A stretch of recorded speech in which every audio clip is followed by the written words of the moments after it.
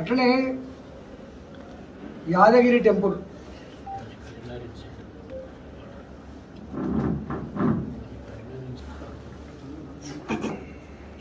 యాదగిరిగుట్ట పురాతనమైన దేవాలయం అది తెలంగాణలో ఉన్నటువంటి పురాతనమైన దేవాలయాలు అదొకటి అది పెద్ద దేవాలయం హైదరాబాద్ పక్కనే ఉంటుంది కాబట్టి ప్రజలు ప్రతి హాలిడే రోజు లక్షలాదిగా వచ్చి మొక్కులు చెల్లించుకునేటువంటి ఆస్కారం. తిరుపతి తిరుమల దేవస్థానం తలదండే పద్ధతిలో మీకు కడుతున్నామని చెప్పి సంతోషం. కానీ దాని వెనుక ఎంత విషాదం ఉందో, వందల సంవత్సరాలుగా అక్కడ బతికేటువంటి ప్రజల జీవన వ్యవస్థ అంతా కూడా చిత్రం చేసారు. ఇబ్బడి ముబ్బడిగా షాపులు కూలగొట్టిండ్రు, ఇబ్బడి ముబ్బడిగా ఇల్లు కూలగొట్టిండ్రు, అనేక రకాల ఆంక్షలు పెట్టిండ్రు.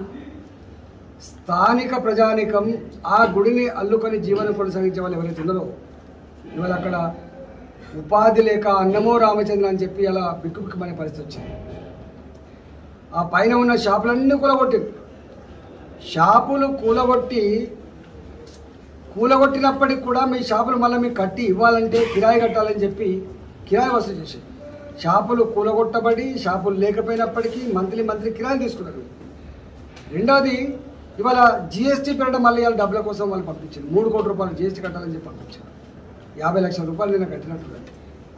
స్థానికంగా ఉండేటువంటి ఆటోలు నడకాలని డొక్కలని ఆటోలు అనేవి కూడా కొండ మీదకి అలౌ చేయకుండా నిషేధం పెట్టింది. మూడవది, అదే కొండ మీద కార్లు కనుక పార్కింగ్ చేయాలనుకుంటే గంట కోసం 500 రూపాయలు. గంట కనుక నువ్వు అక్కడ పార్కింగ్ చేస్తే 500 రూపాయలు పార్కింగ్ ఛార్జ్ చేస్తావు. మళ్ళీ వెయిటింగ్ కనుక చేస్తే గంటకు ఇంకో 100 రూపాయలు చెప్తున్నా. అంటే ఒక 5 గంటలు కనుక ఎక్స్ట్రా ఉంటే 1000 రూపాయలు చెల్లించుకొని రావాలి. దేవుని దగ్గర వ్యాపారం చేసే సిద్ధాంతం ఎక్కడ ఉందా అండి? నాకు తెలిసి దేవుని పేరిట వ్యాపారం చేసింది ఎక్కడ లేదు ఈ ప్రపంచంలో. ఇవాళ యాదగిరి గుట్టలో మొదలుపెట్టింది. షాపులు లేకపోయినా కిరాయిలు వసూలు చేస్తున్నారు, ఆటోలు పోనిస్తలేరు, చివరికి ప్రెస్ వాళ్ళు కూడా పోనిస్తలేరు. మరి ప్రెస్ వాళ్ళు దొంగల వాళ్ళని లేని దాన్ని ఉన్నట్టు రాస్తారా, ఉన్నదాన్ని లేనట్టు రాస్తారా అర్థం కాదు. మొట్టమొదటిసారిగా ప్రెస్ను నిషేధించింది కూడా యాదగిరి గుట్టలో. 100 ఎకరాల భూముల్ని ఇవాళ దీని పేరిట ఈ టెంపుల్ వస్తుందని చెప్పి హైక్ చేసి ఆ స్థానికంగా ఉన్నటువంటి భూములే కాకుండా చుట్టుపక్కల గ్రామాల రైతాంగం భూములు కూడా గుంజుకొని రియల్ ఎస్టేట్ వ్యాపారులు కోట్లాది రూపాయలు పడగెత్తేటువంటి పరిస్థితికి అలా దాపరించింది యాదగిరి గుట్టలో. చివరికి ఎంత ధైర్యం అంటే ఆ పోయిన భక్తులకి టాయిలెట్ సౌకర్యాలు లేవని చెప్పి వదిలిపెడుతున్నారు, తాగే నీళ్ళ సౌకర్యం లేదని చెప్పి వదిలిపెడుతున్నారు, నిలవడానికి నీడ లేదని వదిలిపెట్టే పరిస్థితి వచ్చింది. ఒక్క మాటలో చెప్పాలంటే కనీస సౌకర్యాలను విస్మరించిండ్రు. ఇవన్నీ లేకుండా ఎట్లా ఓపెన్ చేస్తున్నారని చెప్పి ఇలా వదిలిపెట్టే పరిస్థితి. చివరికి ఏమైంది, ఇలా గుడికి భక్తుల సంఖ్య తగ్గిపోయే పరిస్థితి వచ్చింది. ఆరంభం తప్ప ఆర్భాటం తప్ప అక్కడ పెద్ద లేదని చెప్పే పరిస్థితి వచ్చింది. ఇలా యాదగిరి గుట్ట పరిస్థితి ఇట్లా అంటే ఇలా ప్రభుత్వం ముఖ్యమంత్రి గారు ప్రగతి భవన్లో కూర్చొని చాలా గొప్పగా ఉంది నా పరిపాలన అని చెప్పి పరనింద గురిగింజ తన కింద ఉన్నటువంటి అర్థాన్ని ఎరిగినట్టుగా తన కింద ఏం జరుగుతుందో తెలియదు కానీ ఇతర రాష్ట్రాలను ఇతర ప్రభుత్వాలను విమర్శించినటువంటి నీచమైన స్థాయికి ఒడిగట్టింది.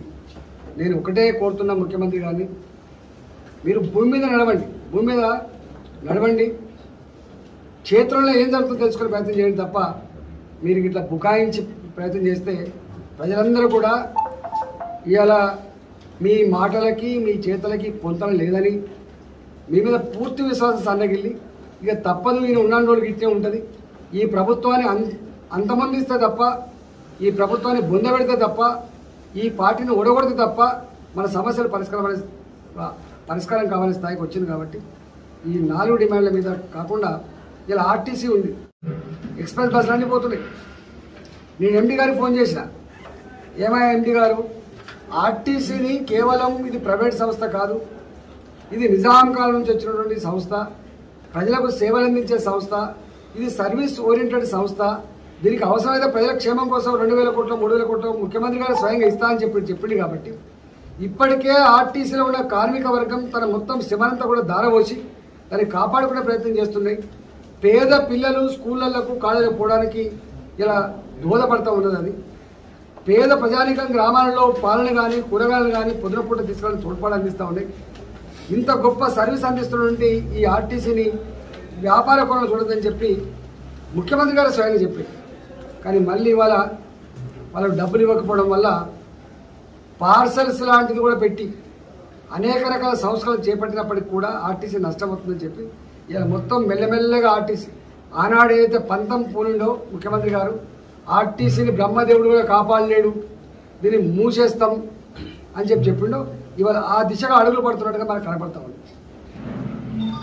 ఆనాడు ప్రజలందరూ కూడా కన్నెర చేస్తున్నారు. ప్రజలందరూ కూడా నా మోసమైంది అర్థమవుతుంది.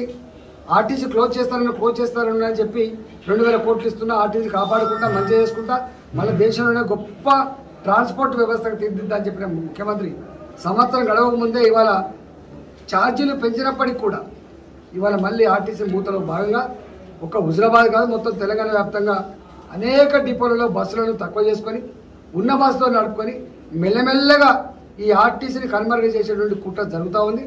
ముఖ్యమంత్రి గారు ఇది కనుక జరిగితే తప్పకుండా ప్రజాగ్రహానికి గురికాక తప్పదని చెప్పి హెచ్చరిస్తా ఉన్నా. నేను మొన్ననే ఎంపీ గారితో మాట్లాడినా మా హుజరాబాద్ డిపో కానీ మా జిల్లాలో కానీ బస్సులు తక్కువ చేసి ఇబ్బంది పడితే మాత్రం తప్పకుండా ప్రజా ఉద్యమాలు నిర్మించాలి ఆస్కారం ఉందని చెప్పి హెచ్చరిస్తాను. హాయ్ ఫ్రెండ్స్, మా టుడే టుమారో యూట్యూబ్ ఛానల్ చూస్తున్నందుకు చాలా థ్యాంక్స్. మరిన్ని లేటెస్ట్ వీడియోస్ కోసం వెంటనే సబ్స్క్రైబ్ చేయండి. అలాగే ఈ బెల్ ని కూడా రింగ్ చేసేయండి. మా నోటిఫికేషన్స్ అన్ని మీ మొబైల్లో వస్తాయి. అలాగే మా వీడియోస్ మీకు నచ్చితే లైక్ చేయండి, షేర్ చేయండి, నచ్చకపోతే కామెంట్ చేయండి.